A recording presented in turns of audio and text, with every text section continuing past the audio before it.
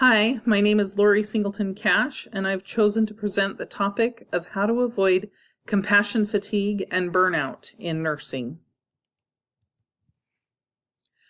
Nurses are consistently at the top of the list of most trusted professions according to Gallup poll studies conducted over the last 16 years. We are kind, compassionate, caring, empathetic, flexible, detail-oriented, problem solvers, and great communicators. Nurses are great at caring for and recognizing the needs of others. However, nurses also need to care for themselves. Recognizing and developing strategies to avoid caregiver or compassion fatigue and nurse burnout is important to being an excellent and effective nurse. Compassion fatigue and nurse burnout are very similar, but are separate things. Compassion fatigue affects not only your work performance and feelings about your work, it can also spill over into your personal life. Compassion fatigue is thought to be a combination of both burnout and a phenomenon known as secondary traumatic stress, which is stress caused by the emotional burden of caring for the ill.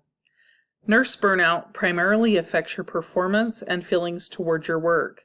It's much like turning off a switch or checking out completely. So let's talk about some of the symptoms of compassion fatigue. Compassion fatigue can be just that, physical and mental fatigue and exhaustion. It can cause headaches, make the nurse less adaptable to change, cause irritability and anxiety. Many who suffer from lack of concentration or may find their thought processes have slowed down are often unable to relax. Some nurses develop substance abuse issues. Finally, nurses with compassion fatigue have reported physical symptoms such as insomnia, heart palpitations, and nausea, either while at work or even just when thinking about work. Burnout happens when physical, emotional, and mental exhaustion make nurses unable to cope with their environment. Feelings of poor self-worth, loss of concern for patients, and negative job attitude, loss of enthusiasm towards work, development of a cynical attitude, and decreased sense of accomplishment are some symptoms of burnout.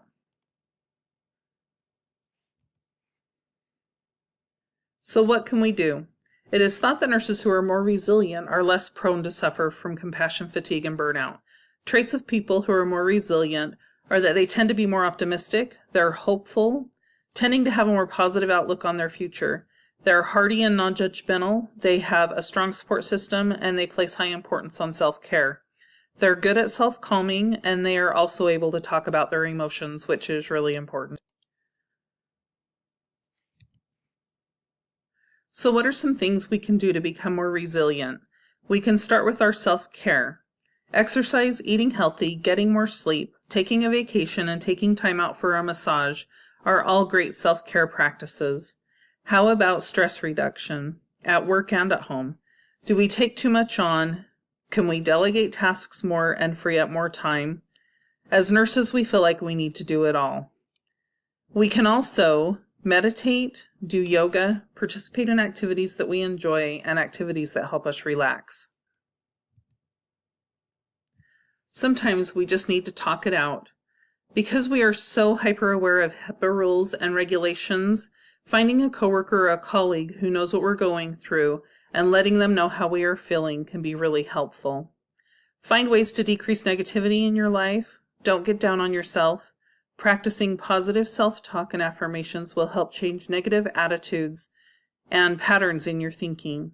Try to be optimistic, stay positive, and adopt a happier, healthier outlook on life and your career. Next, find a good social support system.